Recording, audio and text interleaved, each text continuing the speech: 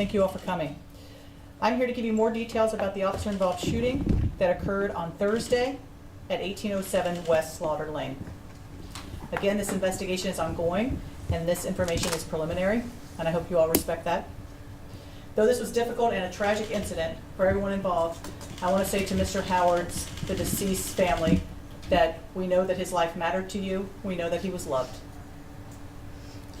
What you're going to see in these videos is how quickly all involved, including the innocent bystander, Fernando Martinez, reacted to this threat and put their own lives at risk. As always, I want to thank our public safety partners, Austin Travis EMS, Austin Fire, forensics team. Everyone did a fantastic job here, and I know it's not easy for them to witness this, and it certainly takes its toll. So before I go over the incident of that afternoon, I do want to introduce Fernando Martinez. He would like to say a few words. He will not be taking any questions, but he has asked, and I've asked him if he'd like to say anything, and he would. Do you want to come on up?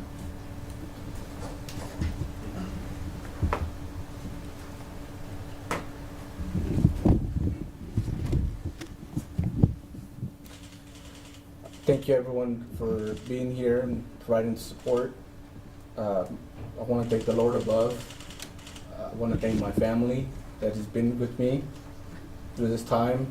Everyone involved in this incident, as mentioned earlier, acted swiftly, and that allowed me to be home safely.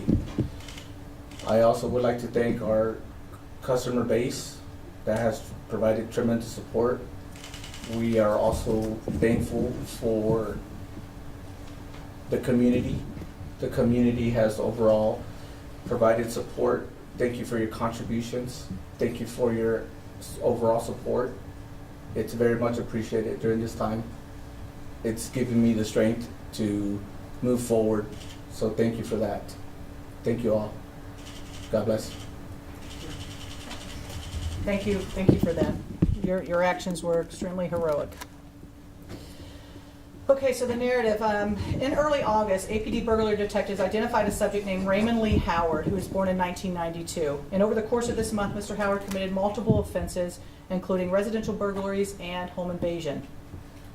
During the various personal property items were taken, as well as firearms from these burglaries and home invasions. On Wednesday, August 27th, Mr. Howard committed a burglary out of a residence with a handgun. The owner was present, and due to the elevated risk posed by Mr. Howard, burglary detectives requested assistance from the Major Crime Suppression Unit. And also during this day, August 27th, DPS did have a vehicle pursuit with Mr. Howard as well. On Thursday, the 28th, at approximately 5 o'clock, the Major Crime Suppression Unit detectives conducted a fugitive apprehension operation, an undercover operation, at 1807 West Slaughter Lane in an effort to take Mr. Howard into custody. Now, this was an undercover operation where they were attempting to buy some stolen goods that he had in his possession. When Major Crime Suppression Unit detectives arrived at the location, they observed an individual matching Mr. Howard's description and then identified him appropriately. Detectives Gonzalez, Detective Pruitt, and Detective Cardona entered the business located at 1807 West Slaughter Lane and made contact with Mr. Howard. You'll see on the video that officers gave verbal commands to Mr. Howard to get on the ground immediately. What you'll see in the video is they entered, there was intel that there was one person in the store, a bystander, Mr. Martinez, and as the subject was exiting the store, officers came in, immediately gave him commands to get on the ground. He then backed up toward Mr. Martinez, and that's when the altercation began. Again, Mr. Martinez told investigators that he was in fear due to Mr. Howard's actions prior to the shooting. Again, Mr. Mr. Martinez, your actions were very heroic that day, and I struggle to think of an officer hit or you more seriously injured during that, but you did a fantastic job, so I want to thank you for your heroic efforts.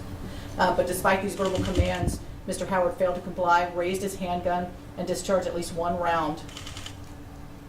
Detectives discharged their department-issued firearms, striking Mr. Howard. Detectives detained Mr. Howard, attempted to render aid, but Mr. Howard was unfortunately pronounced deceased on scene. And Mr. Martinez was transported to a local hospital with non-life-threatening injuries, where he, I believe, spent the night in the hospital and was released the next day. All right, we're going to go ahead and start with the first. This is Mr. Marcus Gonzalez's video. Craig Pruitt's.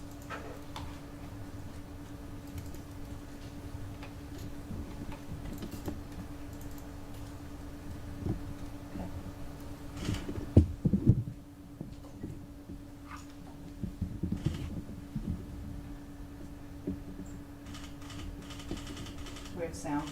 I'm sorry.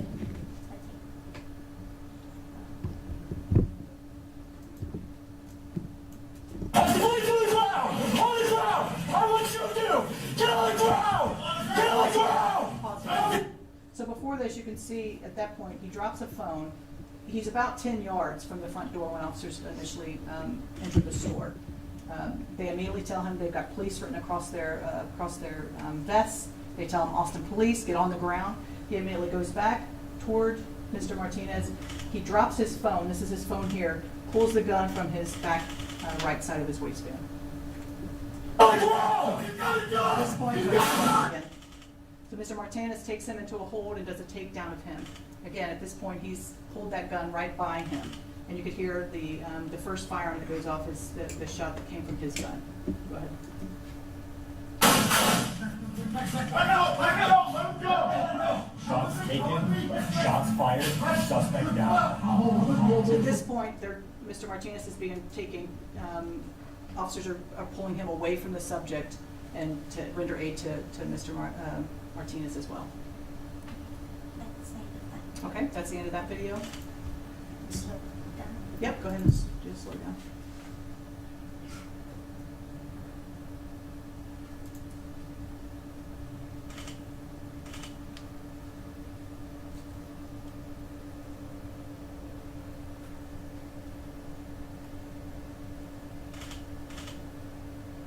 Here goes his phone. He's reaching his back, bringing up his weapon there. And that's when Mr. Martinez.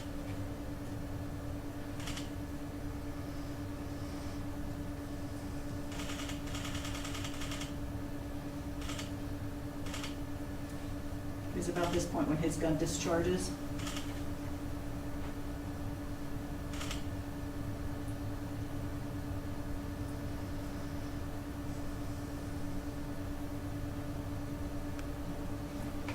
Next video. And this is Detective Gonzalez. Detective Gonzalez, I put the third officer in the door. Eyes deploy and go to one that like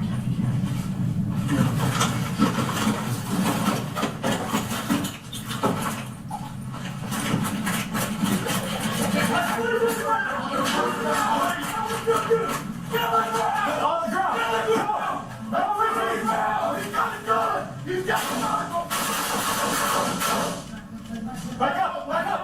Let him go! Come with me! Come with me! Let's get! Step him out! I'll hold him.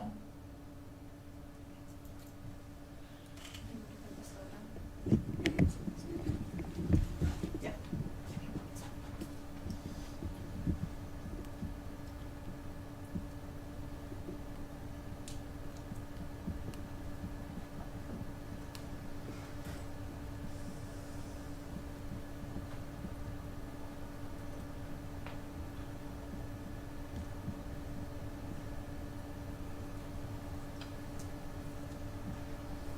So again, shows the gun.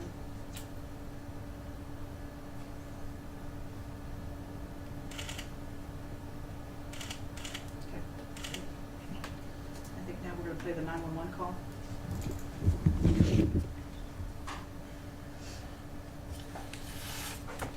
His bike is gonna be facing westbound, looks like he's getting off the bike now.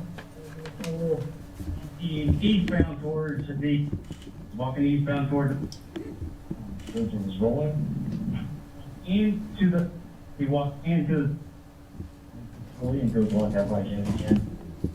Shots taken, shots fired, suspect down. Shots taken, shots fired, suspect is down. 32 recovered. Right. Again, very tough to see, and you look at these videos, and it is very tough to see. It's very close, and you look at, what may have been going through the officers' minds being that close And having Mr. Martinez, again, very bravely step in between and do a takedown of him, and fearing for Mr. Martinez's life as well and what was going to be occurring.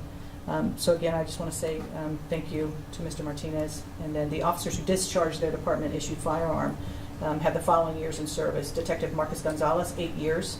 Detective Craig Pruitt, 7 years. And Detective Ricardo Cardona, 12 years. Again, these officers have been placed on paid administrative leave, which is standard protocol. And these investigations will be going, 2 investigations at the same time will be going. APD Special Investigations Unit in conjunction with the Travis County District Attorney's Office, and the administrative investigation conducted by our APD Internal Affairs Unit. And then as well as oversight from the Office of Police Oversight with that. Again, this is ongoing, and at this point, I will take a few questions. Regarding the injury that Mr. Fernando had ensued, is there any clarification you can provide if it was from the officer's shot, or was it from the discharged suspect's weapon? So that is something that is still under investigation. We do not know 100% whose weapon it was from, but that is under investigation. And is the department still assisting Mr. Fernando with any medical bills? How is? Of course we will. Again, this is all new. He is a hero in my eyes, certainly, and I think in a lot of people's eyes. So I am, yes, quite certain that those things will absolutely be taken care of. Is there any, what is the protocol, like when police are doing a raid or whatever Mhm. like this? Yep. What is the protocol if they see a civilian inside the building? Yeah, so I think you have to weigh, and again, this is ongoing, but I'm thinking to myself in the investigations that I've been involved in, weighing what they saw. They knew that he had a gun. They knew that he was dangerous. They knew that he was a methamphetamine user. They knew that he had a traffic pursuit the day earlier. And he had a motorcycle that was right outside the door on the sidewalk there, which I don't think you could see it in the video. Was he going to get on that, and what would that look like? So I think him being at the door, near the front of the door, knowing that there was one person inside the store, they felt it was best to take him into custody right there. And again, you could see his actions by backing up about 10 yards into the store, knowing that most likely the police were they not going to confront him or what was going to happen. But again, he draws his pistol, and unfortunately Mr. Martinez takes him to the ground, and here we are.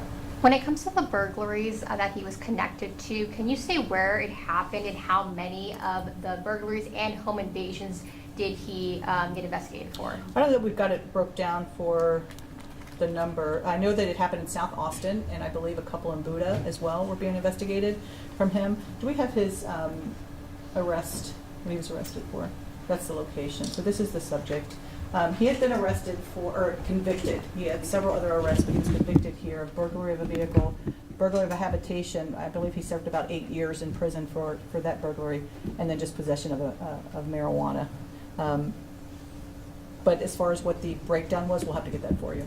Had officers been following him, or what led them to the? Yeah, so is he it had been Thundercats? he had been identified as a subject, and so at that point it was about setting up an operation. Which this is what this group does. I mean, they are fantastic investigators. They set up an operation to get him, trying to purchase that stolen property, and this is where it all led.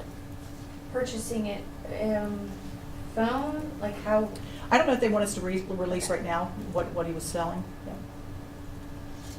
What happened? Sorry. What happened when if you don't know what is the gun that shot the gunshot, right?